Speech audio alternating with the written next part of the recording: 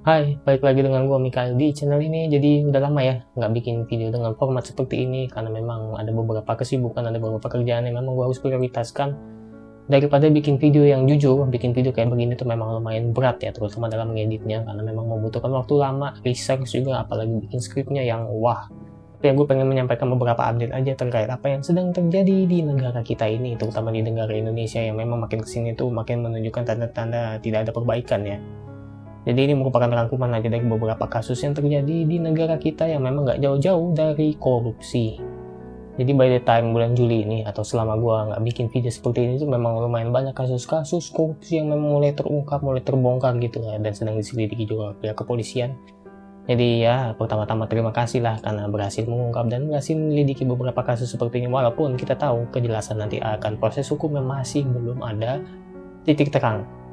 Jadi kita mulai dari yang paling gampang, nggak sebenarnya sih semuanya tuh ribet banget kalau misal dibahas satu persatu, tapi gue akan coba ngerangkum aja tentang beberapa hal yang terjadi di negara kita saat ini. Jadi nggak jauh-jauh dari kasus korupsi yang pertama, yaitu ex Jampitsus, yaitu si Febri Ardiansyah lagi, yang seperti kalian lihat kasusnya dia terhadap batu bara lah, Krakatau Steel, wah pokoknya banyak lah, gue sampai lupa gitu runtutannya apa aja. Tapi ya memang menyeret nama dia itu memang merupakan salah satu kasus terbesar ya di bulan ini alias di tahun ini, karena memang sampai sekarang pun memang kejelasan kasusnya memang ya agak gimana gitu. Belum lagi ya ada keterlibatan dengan pengacara terkenal kita ya, pengacara kondang kita lah, belum lagi ada kontroversi di baliknya lah. Belum lagi ada juga kasus di mana kepala rumahnya juga meninggal lah, entah karena apa, tapi memang ada pendugaan racun, ada juga dugaan ini segala itu, tapi masih dalam tahap penyidikan, jadi gue nggak akan ngekonfirmasi apapun dari hal tersebut. Tapi ya intinya memang update kasusnya tuh memang lumayan ribet dan makin ribet lah pokoknya untuk dibawa ke umum, karena memang melibatkan nama-nama besar gitu, yang mana gue akan stop sampai sini karena memang pembahasan ini juga lumayan berbahaya kalau gue membahas terlalu dalam. Kasus ini juga masih dalam tahap penyidikan, jadi ya kita lihat update-nya bagaimana, kita lihat proses hukumnya bagaimana, kita lihat bagaimana segilanya kasus ini itu berdampak terhadap negara Indonesia, terutama batubara kita yang ya ampun.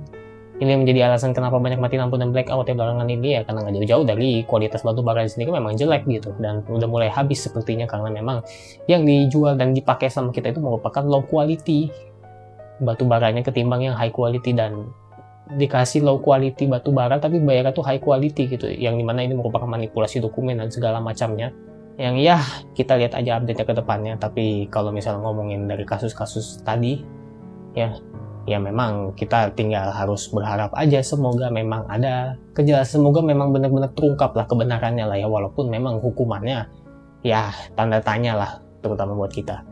Dan selanjutnya juga ya lagi-lagi korupsi lagi, yaitu korupsi dana hibah yang terjadi di Jawa Tengah kalau nggak salah, dan juga ada lagi korupsi dana kebun binatang, yang ini yang paling gila, yang ingin jadi alasan kenapa kebun binatangnya tuh mungkin memang banyak hewan kelaparan atau apa, gila sampai haknya hewan pun dicolong gitu, padahal udah nyangkar hewan di kebun binatang itu ya udah ngurung mereka, ngerenggut kebebasan mereka, ngerenggut juga duit mereka, ngerenggut juga makanan mereka. Memang gila manusia itu ya. Memang udah ditetapkan tersangkanya, tapi ya kita lihat aja nanti ke depannya bagaimana, karena memang kasus-kasus kayak begitu harusnya hukum mati aja sih, memang udah paling benar.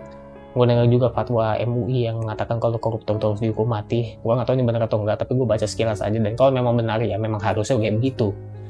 Karena selain menyolong hak orang lain, mereka juga menyolong hak hewan juga. Mereka juga tidak berhak berdiri di atas HAM, hukum HAM gitu, karena memang mereka adalah pelanggar HAM paling berat. Kenapa harus dilindungi sama HAM juga? Itu menurut gue satu hal yang tidak masuk akal dan tidak adil dalam negara Indonesia ini. Tapi ya seperti yang kalian tahu, Menteri HAM pasti ngedukung dan ngebela-bela banget, apalagi PBB, apa luar negeri yang punya soal ngedukung HAM juga pasti ngebela-bela banget orang seperti ini, ketimbang orang yang hilang nyawanya karena ketidakadilan HAM. Ya untuk melihat contoh-contoh kayak begitu ya kita lihat aja di Papua gitu kan. Tapi ya udah, mungkin gue akan sekian aja membahas masalah korupsi seperti itu, karena jujur selain yang gue sebutin tadi memang banyak, tapi gue memang merangkum beberapa yang gede-gede aja. Karena nggak mungkin gue bahas di sini satu-satu, apalagi bikin videonya. Seperti yang gue bilang, kalau misalnya bikin video satu persatu dengan ngumpulin informasi sebanyak itu memang berat banget. Apalagi di luar ini gue memang banyak kerjaan yang memang dituntut harus selesai.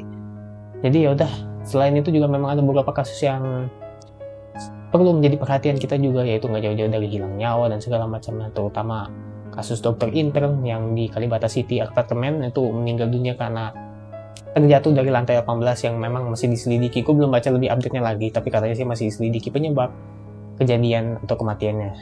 Ya memang kasihan juga ya kalau melihat kasus-kasus kayak begitu. Bagaimana dengan cerita dengan dokter yang udah berusaha gitu kan buat menyelamatkan nyawa banyak orang. Walaupun hitungannya memang masih dokter intern, tapi tetap aja gitu kan eksistensi dia gitu penting gitu. Jadi semoga cepat terungkap lah apa yang sebenarnya terjadi. Apa memang benar cuma kecelakaan atau memang ada kesengajaan di baliknya.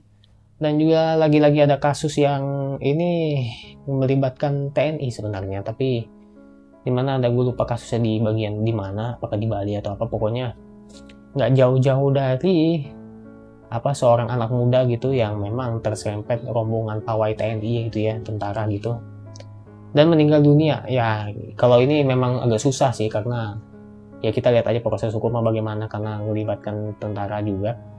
Tapi yang paling miris sebenarnya sih ya tiga-tiga itu tetap miris juga dan memang berat, tapi kita mohon doanya aja, mohon agar keluarga yang ditinggalkan diberikan ketabahan dan juga agar terungkap lah sebenarnya kasus itu sebenarnya seperti apa, dan juga pelaku-pelaku yang terlibat semoga ditangkap atau bukan ditahan sih, dipenjara seberat-beratnya. Maunya sih kayak begitu, tapi kita lihat sendiri hukum Indonesia tuh maksimal 15-20 tahun, tidak ada hukuman mati.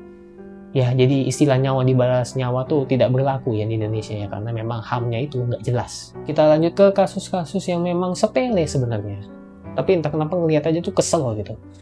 Yang pertama adalah ini gue jujur lumayan kesel sih. Jadi satpam yang negur Alphard yang nerobos lampu merah itu sujud ya, bayangin ternyata yang pelakunya itu merupakan anggota. Dan gue baca-baca lagi, katanya setelah hasil penyelidikan banyak hal yang janggal. Bukanlah banyak yang janggal, memang banyak pelanggaran yang dilakukan selain robos lampu merah, yaitu katanya platnya juga palsu apa segala macam. Jadi ya kenapa ya orang yang punya jabatan tuh arogansinya selalu ditinggi gitu, karena mereka merasa terlindungi gitu ya. Ini salah negaranya juga sih, salah hukumnya juga yang nggak jelas gitu, terutama memihak kepada orang-orang kayak begitu ketimbang kepada masyarakat. Tapi syukurlah kasusnya katanya memang menemukan titik terang gitu, dan pada akhirnya terungkap kalau misalnya ya dia itu memang salah gitu, bukan satpamnya. Dan tapi yang paling menarik adalah kasus yang di Bali ketika ada event lari gede-gedean yang dilaksanakan oleh bule, yang dimana orang Indonesia dilarang ikut. Entah kenapa alasannya, mereka ada di tanah Indonesia, mereka ngebuat event di Indonesia tanpa izin, tapi orang Indonesia dilarang ikut. Memang kalau ngomongin Bali banyak sih masalahnya sebenarnya, bukan selain dari rasisme yang terjadi waktu itu ya, tapi tetap aja bukan berarti orang-orang di dalamnya itu tidak punya hak gitu untuk mengikuti apa yang memang dilaksanakan di sana gitu.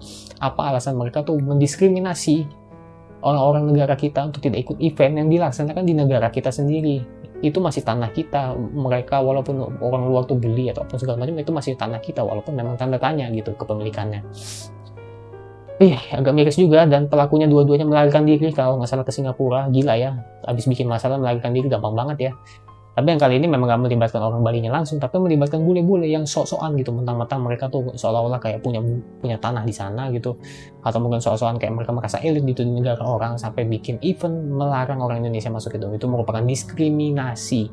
Nggak usah lah pakai alasan nggak diskriminasi atau apa, itu jelas diskriminasi. Nggak tahu diri di negara mana.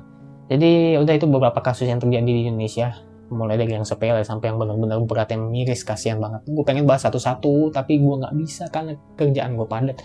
Bikin video ini juga nyolong-nyolong waktu sebenarnya. Dan gue sebelumnya minta maaf dulu kalau misalnya ada suara-suara berisik dan nggak jelas ya. Entah kenapa tetangga tuh lagi ngamplas tembok itu, mungkin buat ngechat lagi, dan sampai sekarang tidak kelar-kelar. Jadi sebelumnya mohon maaf kalau misalnya ada suara-suara yang tidak enak selain dari suara gue, alias suara backgroundnya. Nanti gue coba akan tutup gitu ya, tapi entah bagaimanapun jadinya nanti ya mohon dimaafkan aja. Semoga suara gue tetap kedengeran jelas ya di video kali ini. Jadi ya udah, mungkin itu aja yang pengen gue sampaikan untuk video kali ini, beberapa kasus-kasus berat yang memang terjadi di Indonesia. Dan semoga juga kita diberikan kejelasan lah ya. Mungkin memang Tuhan memang sengaja nunjukin kita kasus-kasus ini, korupsi apa segala macam terungkap ke publik gitu. Ya biar dipertunjukkan gitu kalau negara ini sebenarnya bukan negara yang suci, tapi negara yang lumayan busuk gitu, terlepas dari mayoritas Islamnya. Sekian dari gue, terima kasih. Gue Mikael pamit undur diri, sampai jumpa di pembahasan lainnya kalau misalnya memang sempet ya. Yang pasti gue akan tetap prioritaskan hiburan gue aja, karena memang pembahasan kayak gini lumayan makan energi. Gue pamit undur diri, sampai jumpa di lain waktu, bye bye.